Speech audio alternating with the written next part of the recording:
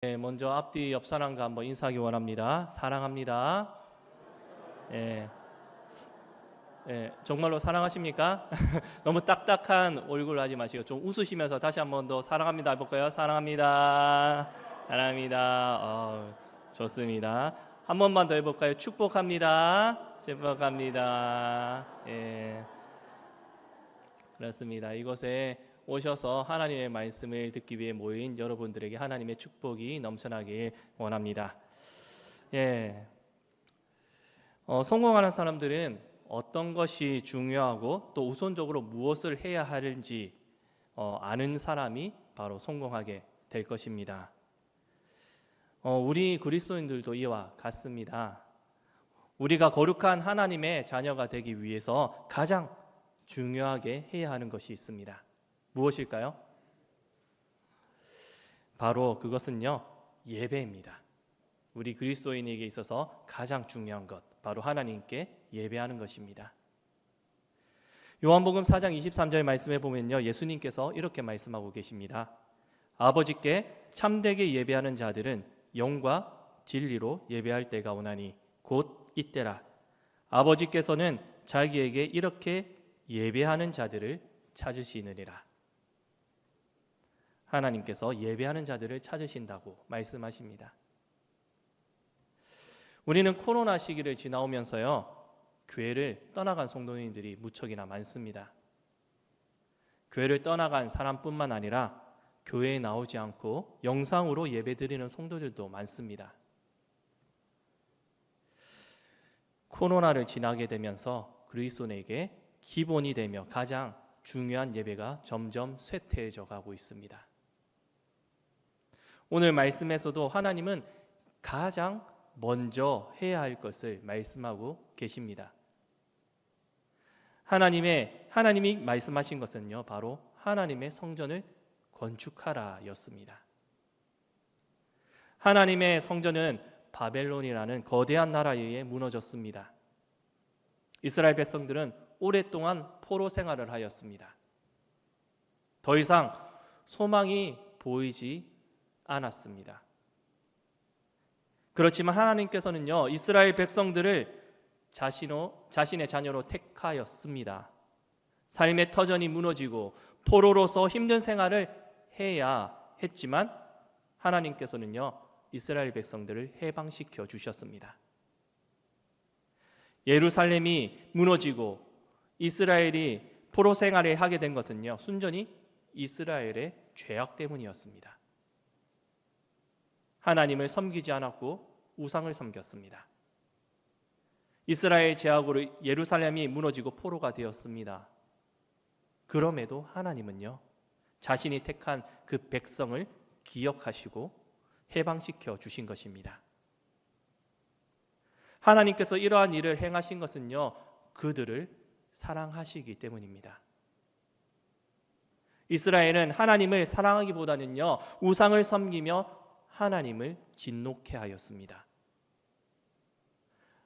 그렇지만 하나님의 사랑은요, 변함없으시며 끝이 없습니다. 사랑의 하나님께서 자신을 떠난 이스라엘을 다시 자신의 품으로 불러주셨습니다. 사랑의 하나님께서 오늘 우리들도 불러주셨습니다. 코로나를 지나고 점점 어려워져가는 사회 속에서도 우리의 발걸음을 하나님의 전으로 불러주신 것입니다. 우리는 나를 불러주신 하나님께 감사하며 예배하는 삶을 살아야 합니다. 오늘 말씀에서 하나님께서 이스라엘 백성들을 자유케 하셨지만 이스라엘 백성들은 하나님보다 자신의 이익을 위한 삶을 살았습니다.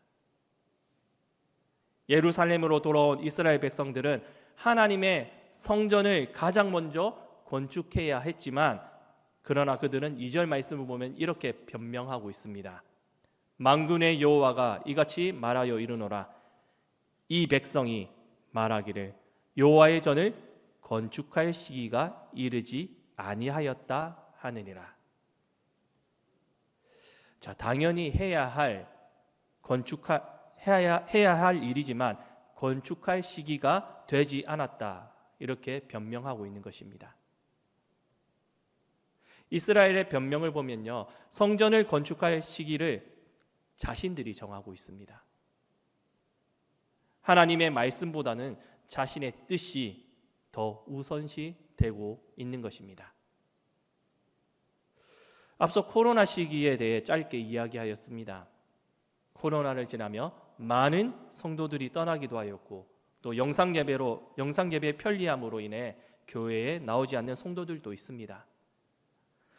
코로나로 교회에 나올 수 없게 되면서 자연스럽게 교회에 나가지 않더라도 그들의 삶에 어렵게 되거나 아무런 변화가 없게 되면서, 또 사회에서 이것저것 눈치 볼 일이 없게 되면서 교회를 나오지 않게 되었습니다. 영상예배도 마찬가지죠. 예배는 드려야겠고, 그렇지만 영상예배를 드리다 보니 그 편리한 것 때문에 교회를 나오지 않습니다. 예수님은 이 땅에 오셔서 온 인류의 죄를 대속하여 주셨을 뿐만 아니라 교회를 세우셨습니다. 한 공동체로 함께 하나님의 나라를 이루어가게 하셨습니다. 구약 시대에서는 성전을 통해 하나님께 예배하였습니다. 사도행전 2장 26절에서 27절 말씀을 보면요, 날마다 마음을 같이하여 성전에 모이기를 힘쓰고 집에서 떡을 떼며 기쁨과 순전한 마음으로 음식을 먹고 하나님을 찬미하며 또 온 백성에게 칭송을 받으니 주께서 구원받는 사람을 날마다 더하게 하시니라. 초대교회는 날마다 성전에 모이기를 힘썼습니다. 날마다 성전에 모이기에 힘썼더니 어떠한 일들이 일어나게 되었습니까? 하나님이 온 백성에게 칭송을 받게 되었으며 날마다 구원받는 사람들이 늘어나게 되었습니다. 또한 히브리서 10장 25절 말씀에 보면요, 모이기를 피하는 어떤 사람들의 습관과 같이 하지 말고 오직 권하여 그날이 가까움을 볼수록 더욱 그리하자. 하나님의 나라가 오기 전까지 모이기에 힘쓰라라고 말씀하고 있습니다. 우리는 연약한 존재입니다. 혼자서 할 수 있는 것에는요, 많은 제약이 따릅니다. 그러나 우리가 모일 때 서로에게 힘이 되고 또 서로에게 의지하며 하나님께로 나아가게 됩니다. 그리고 더 많은 일들을 행할 수가 있습니다. 하나님은 우리를 교회로 삼으시며 하나 되게 만드셨습니다. 우리가 함께 모여 예배할 때 하나님의 영광이 드러나게 되는 것입니다. 하나님께서 우리를 교회로 불러주셨지만 우리들은 예배를 너무나 소홀하게 여기지는 않고 있습니까? 이스라엘도 예배에 소홀하였습니다. 4절 말씀에 보면요, 이 성전이 황폐하였거늘 너희가 이때에 판벽한 집에 거주하는 것이 옳으냐. 이 말씀을요, 표준 세번역 성경으로 보면 이렇게 번역하고 있습니다. 성전이 이렇게 무너져 있는데 지금이 너희만 잘 꾸민 집에서 살고 있을 때란 말이냐. 이스라엘 백성들은 하나님을 위한 삶을 사는 것이 아니라 자신들을 위한 삶을 살았기 때문에 하나님의 성전보다는 자신이 살 집을 먼저 만들고 꾸미는 것에 집중하였습니다. 하나님은 이스라엘을 포로에서 회복시켜 주셨으며 자유케 하셨습니다. 하나님의 은혜를 받은 이스라엘 백성들이었지만 자신들의 편의가 더 우선시되는 삶을 살고 있는 것입니다. 이 모습은 오늘날 우리들의 모습과 같지는 않습니까? 제가 전인 사역을 하면서 1년 12달 중에서 특히나 힘든 달이 있습니다. 그 달은요, 바로 연말이 다가오는 11월과 12월입니다. 왜 힘든지 아십니까? 기존에 섬기던 봉사자들이 너도 나도 전화를 하여서 올해까지만 봉사하겠습니다 라는 전화를 매우 많이 받았기 때문입니다. 우리 감정교회는 그렇지 않을 줄 믿습니다. 전에 교회에서는요, 그런 일들이 빈번하였습니다.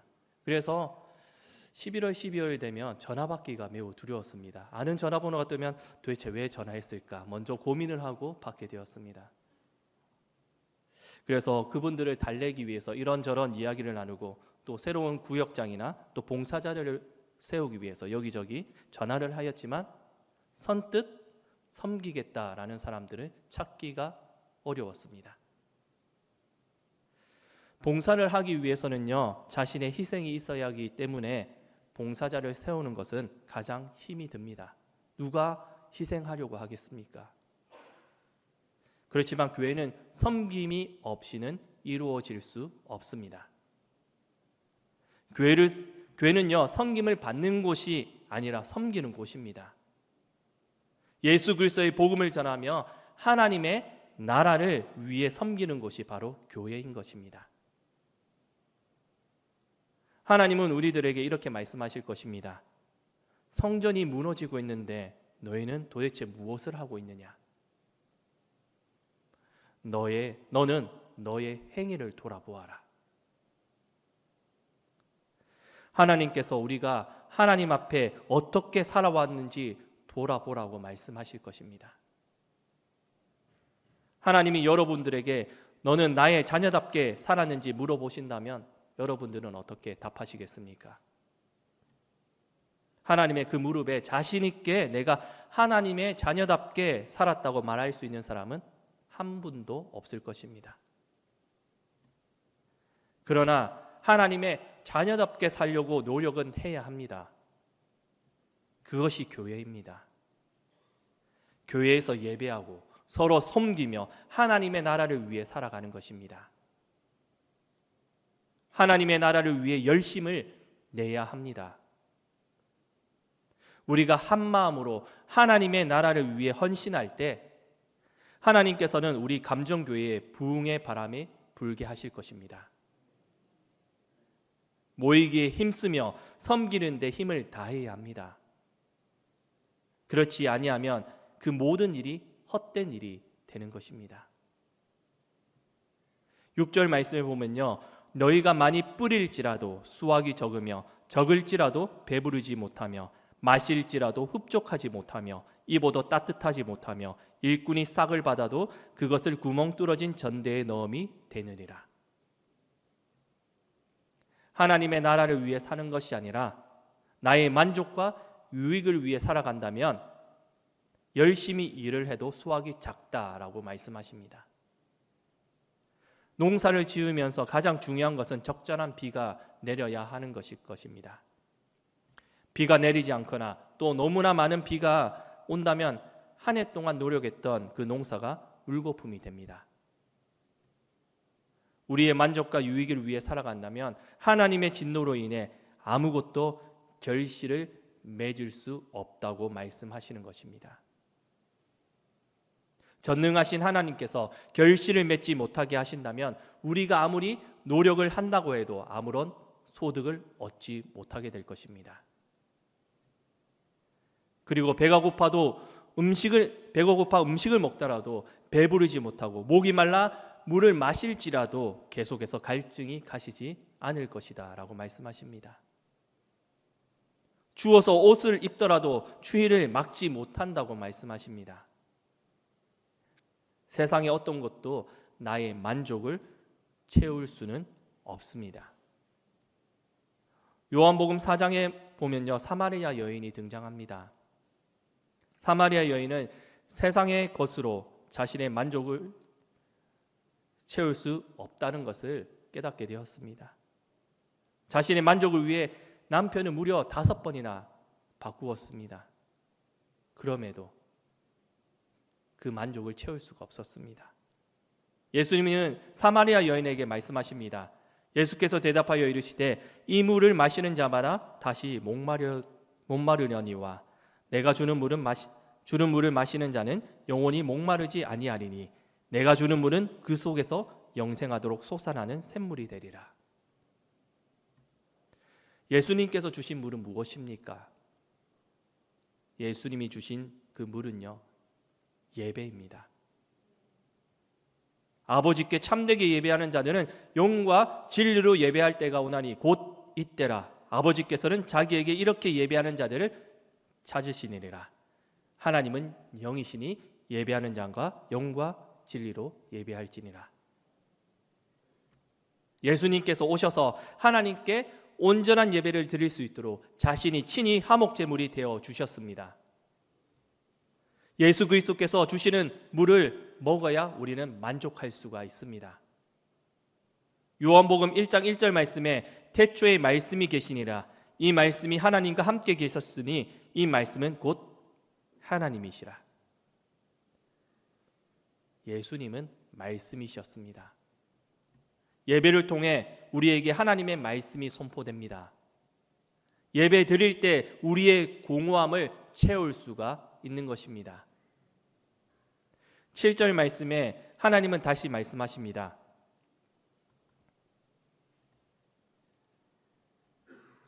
2절부터 6절까지의 말씀은요, 성전 건축을 중단하였을 때 발생하는 일들을 말씀하시며 다시 성전을 건축하라 하시는 내용입니다. 그렇지만 7절과 8절 말씀은요, 성전을 건축할 때 하나님이 기뻐하시는 일이라고 말씀하고 있습니다. 하나님이 기뻐하시는 일은 무엇일까요? 가장 먼저 하나님은요, 행위를 살피라라고 말씀하십니다. 5절 말씀에서도 행위를 살피라고 말씀하셨습니다. 5절의 행위는요, 하나님보다 나의 만족과 유익을 위해 살아가는 사람들의 행위에 대한 말씀이라고 한다면 7절 말씀에서 나오는 행위는요, 하나님 중심으로 살아가는 사람들을 말씀하고 있습니다.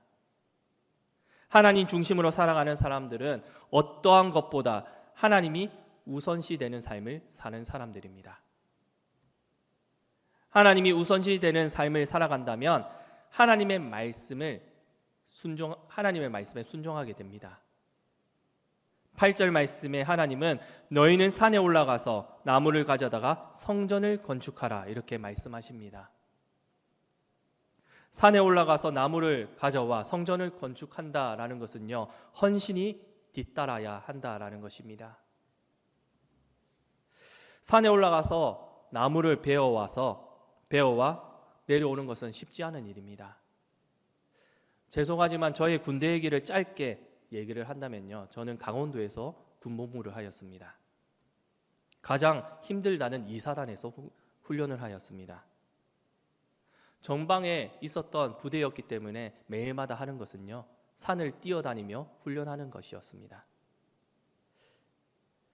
그냥 총 한 자루를 들고 밤새도록 뛰어다니며 훈련을 하는데 너무나 체력적으로 힘이 듭니다. 그런데 오늘 말씀에서는요, 산에서 볼목을 하여 나무를 가지고 내려와 성전을 건축하라 이렇게 말씀하고 있습니다. 성전을 건축할 정도의 나무라고 한다면 웬만한 크기를 가진 나무로는 지을 수 없을 것입니다. 크고 단단한 나무여야만 할 것입니다. 크고 단단한 나무는 쉽게 베어낼 수 없습니다. 벤다고 하더라도 그 크기 때문에 산에서 들고 내려온다는 것은 그것 또한 매우 힘든 일일 것입니다. 이렇게 힘든 일이지만 하나님 중심으로 살아가는 사람들은 아무리 힘이 든다고 할지라도 하나님의 말씀에 순종하는 사람입니다. 앞서 말씀한 것 같이 구역장이나 또 각종 봉사자들, 식당 봉사나 또 방송실에서 봉사하는 등 그 모든 봉사는요, 나의 시간을 들여 헌신해야 하는 사역들입니다. 봉사뿐만 아니라 우리는 예수님이 명령하신 그 말씀이 있습니다. 바로 구원의 소식을 전하라라는 명령입니다. 우리가 구원받은 백성으로서 내가 받은 구원의 기쁨을 함께 나눠야 합니다. 구원의 기쁨을 나누기 위해서는 내가 먼저 구원의 기쁨을 누려야 합니다. 여러분은 내가 구원받은 하나님의 자녀라는 사실에 기뻐하십니까? 그렇다면 그 말씀에 순종하시기를 바랍니다. 나의 상황이 어렵고 힘이 든다고 할지라도 하나님의 맡기신 그 자리에서 헌신해야 합니다. 헌신할 때 하나님께서 함께 하시고 그 어려운 상황을 역전시켜 주십니다. 그렇기 때문에 8절 하반절 말씀에 그리하면 내가 그것으로 말미암아 기뻐하고 또 영광을 얻으리라 여호와가 말하였느니라. 하나님께서 우리의 행위를 통하여 기뻐하십니다. 그리고 나의 행위를 통하여 영광을 받으십니다. 가만히 있으면 아무것도 일어나지 않습니다. 우리가 헌신할 때 하나님의 역사가 나타나게 되는 것입니다. 며칠 전 내년 정책을 위한 교육자 수련회를 다녀왔습니다. 내년에 가장 중요한 것은 부흥입니다. 부흥이라는 것은 성도의 숫자가 늘어나는 것도 있지만 우리가 말씀으로 새로워질 때 부흥의 불길이 타오르게 될 것입니다. 우리의 행위가 거룩한 하나님의 자녀로서의 삶을 살아가도록 늘 말씀을 묵상하며 기도해야 합니다. 그리고 말씀에 순종하는 저희들이 되어야만 합니다. 우리 마음에 하나님이 우선시 되지 않는다면 그 삶은 실패하는 삶이 될 것입니다. 하나님은 9절 말씀에 이러한 사실을 다시 한번 말씀하고 있습니다. 이 말씀은 표준 세번역으로 보면 이렇게 말씀합니다. 너희가 많이 거두기를 바랐으나 얼마 거두지 못했고 너희가 집으로 거두어 들였으나 내가 그것을 흩어버렸다. 그 까닭이 무엇이냐? 나 만군의 주의 말이다. 나의 집은 이렇게 무너져 있는데 너희는 저마다 제 집 일에만 바쁘기 때문이다. 하나님이 전이 무너져 있는데 이스라엘은 무엇에 집중하고 있었습니까? 자신의 집을 짓기에만 열중하였습니다. 하나님이 우선시되는 삶을 살지 않는다면 이기적인 삶을 살게 됩니다. 내가 더 잘 살기 위해, 내가 더 가지기 위해 살아가는 삶을 살게 되는 것입니다. 하나님은요, 창조주이십니다. 세상의 모든 것은 누구의 것입니까? 하나님의 것입니다. 내가 가지고 있는 것, 그 모두가 하나님의 것입니다. 또한 우리는 이 세상에서 무한한 삶을 사는 것이 아니라 유한한 삶을 사는 존재들입니다. 이런 말이 있죠. 공술의 공수거. 무엇입니까? 빈손으로 왔다가 빈손으로 간다라는 말입니다. 욥기에도 이러한 비슷한 말씀이 있습니다. 이르되 내가 모태에서 알몸으로 나왔사온즉 또한 알몸이 그리로 돌아가올지라. 주신 이도 하나님 여호와시요 거두신 이도 여호와시오니 여호와의 이름이 찬송을 받으실지니이다 하고, 욥이 까닭 없는 고난을 당하면서도 하나님이 우선시 되는 삶을 살았던 사람이었기 때문에 원망하지 않았습니다. 이 모든 일에 욥이 범죄하지 아니하고 하나님을 향하여 원망하지 아니하니라. 이것이 하나님이 우선시 되는 삶을 사는 사람들의 모습인 것입니다. 어떠한 상황 속에서도 하나님만 바라보는 것입니다. 하나님께 헌신하는 것입니다. 하나님은 당신의 자녀들에게 좋은 것을 주십니다. 하나님만 신뢰하시기를 바랍니다. 그렇지 않는다면 이기적인 삶을 살게 되고 그 삶을 실패한 삶을 살게 되는 것입니다. 말씀을 정리하겠습니다. 우리는 하나님이 우선시 되는 삶을 살아야 합니다.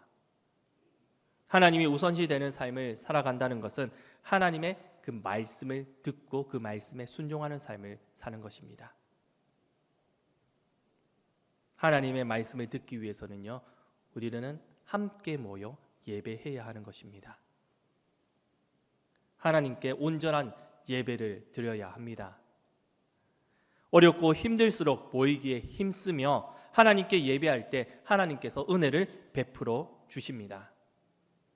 사랑하는 감전의 성도 여러분, 세상의 무엇보다도 하나님을 사랑하며 하나님만 바라보고 하나님 중심으로 하나님만 우선시하는 삶을 살아갈 수 있는 우리 귀한 성도님들이 되시기를 간절히 바랍니다. 기도하겠습니다. 하나님 아버지, 감사합니다. 연약하고 부족한 저희들을 당신의 자녀 삼으시고 끝까지 보호하시고 지켜주시니 감사합니다. 우리의 삶이 나를 위한 삶을 되는 것이 아니라 하나님을 위한 삶을 살 수 있도록 도와주시옵소서. 나의 마음을 항상 정결케 하여 주셔서 성령님과 함께 하나님의 나라를 이루어가는 저희들이 되게 하여 주시옵소서. 내가 헌신할 때 하나님만 드러나며 영광받아 주시옵소서. 이제는 우리 주 예수 그리스도의 은혜와 하나님의 크신 사랑하심과 성령님의 인도하심이 하나님만 바라며 이기적인 삶을 사는 것이 아니라 하나님 중심으로 살아가는 저희들이 되기로 다짐하며 나아가는 우리 감전의 모든 성도님들 머리 위에, 그 가정 위에, 삶의 터전 위에 영원히 함께 하시기를 간절히 축원하옵나이다. 아멘. 네, 마지막